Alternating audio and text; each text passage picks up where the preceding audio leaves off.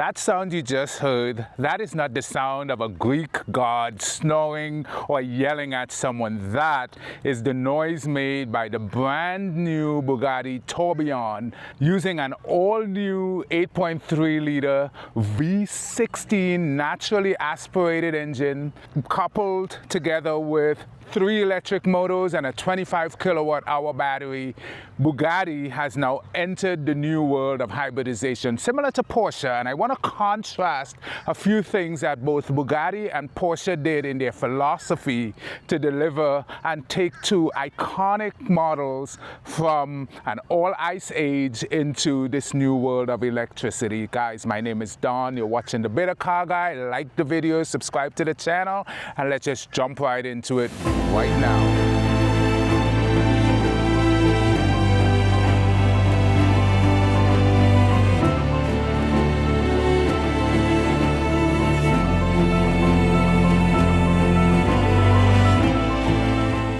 So on May 28th, Porsche released the new 992.2 Hybrid. It's called the GTS Hybrid, and their philosophy was they would maintain one single turbocharger. They'll add an electric motor to their brand new PDK gearbox. They blew out the engine displacement from 3 liter to 3.6. The car makes more power. It is faster. That's to be expected. But they also made some design changes that kind of threw me for a loop, and I kind of covered all of those changes in my last few videos in the upper right hand corner right here. So go ahead, after you've watched this video, go check that out and see why I kind of ranted and raved it, and I still can't let it go because I think they made a few changes that philosophically changes what makes a 911 a 911. And then I saw this video for the new Bugatti Tourbillon, and what they did, taking an iconic series of cars, you know, that kind of carries the same through line all the way from the early Atlantic model to the current and new Bugatti Tourbillon. And what I saw was, even though for Bugatti was kind of positioning the car for the future, they took a huge step back from a lot of what I'm seeing happening in cars today. What Bugatti did was they made the primary focus of the user interaction with the car, that digital dash that everyone seems to be doing, from Tesla to BMW and now Porsche with the 992.2 GTS. Bugatti has taken a huge step backwards and made this interface predominantly analog.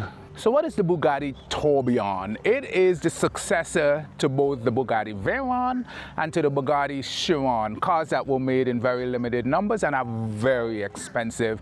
I've seen probably one Chiron, I've seen a couple of Veyrons in my lifetime, and they're very nice cars. Do I want one?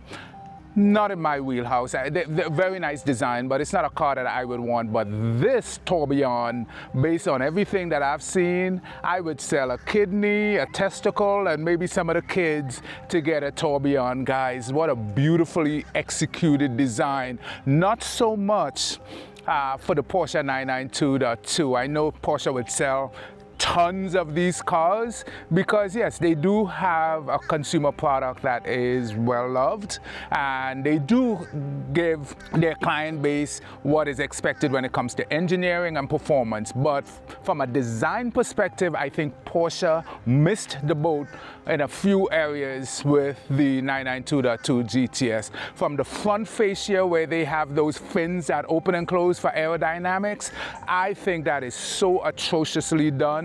It bothers me to the core of my soul. And look at what Bugatti has done with the Tourbillon. They just have a normal grille opening, and you can see, looking at this graphic here, how the air just moves through the car, and without any additional trickery and flappery, it just helps the car with the aerodynamics. The other area where I have to fault Porsche for the 992.2, and where I think Rimac, the head of Bugatti, is kind of positioning and channeling his energy in, is to make the car feel analog. Yes, even though the base of the car is all digital, you have the hybrids, you got 3 electric motors, you have a hybrid battery, you have an all-new naturally aspirated engine, all tied together. The interior of the car can still deliver that analog experience. So what Mate did when he first proposed this car to the board of the Volkswagen Group,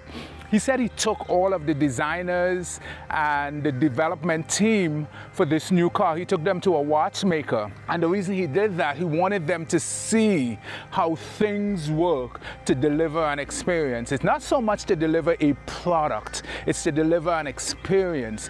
Because owning one of these cars, you're not going to pay $5 million with options for one of these Tourbillons to just drive it in a Toyota Corolla.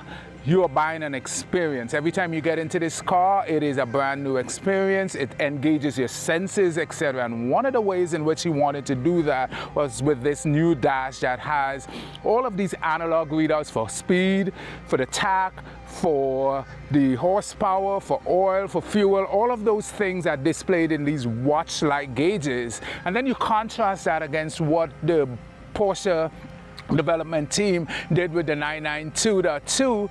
They took away one of those key elements of what made a 911 a 911. They took away the analog tach. They removed that tach and gave you an all-digital dashboard similar to what you would get in a basic BMW or even a BMW M3. You know, you just get this whole splash of screens and digital televisions in front of you that just display all these fancy graphics. Mate did not want that. He wanted it to be an experience when you drove this Bugatti Tourbillon. So he took a huge step back and said there's only going to be one screen in this car, and that it's required when you do reversing. And also, if you want to use your CarPlay or Android Auto whilst driving, you can pop the screen up. Other than that, if you don't want it, you just put it out of place by pressing one button, and you have an all analog experience in the car. So hopefully car companies that make specialty car products, I see the 911 as a specialty product, and even the base 911 is now a six-figure car. The base Carrera starts at $120,000. The 992.2 GTS Hybrid starts at $166,000, and with options can be a $200,000 car. I hope in the future a lot of companies look at what Bugatti did with the Tourbillon and realize that you can deliver an experience without having all these screens in front of the person driving the car. Give us something analog. Porsche, if you were to just bring back the tach, I think that would go a long way to getting me back on board with looking at your product as an aspirational product. But if you continue to move down the line where everything is digital and you don't have a manual transmission, then what's the point? Just go buy an M3 competition, an M5 or something like that, because I think you've lost some of that specialness by taking away these elements from the driver of the car. Who are you making this product for? Is it for the passenger or is it for the driver? And I think the driver needs to be engaged. If you're spending $200,000 on a car, there needs to be some engagement with the product. So bring back the tach, bring back a manual. Thank you, Mate Rimac, for having the vision to drive the company to making a product that has this analog soul to it. And guys, like the video, subscribe to the channel. I'll see you on the next one. Peace.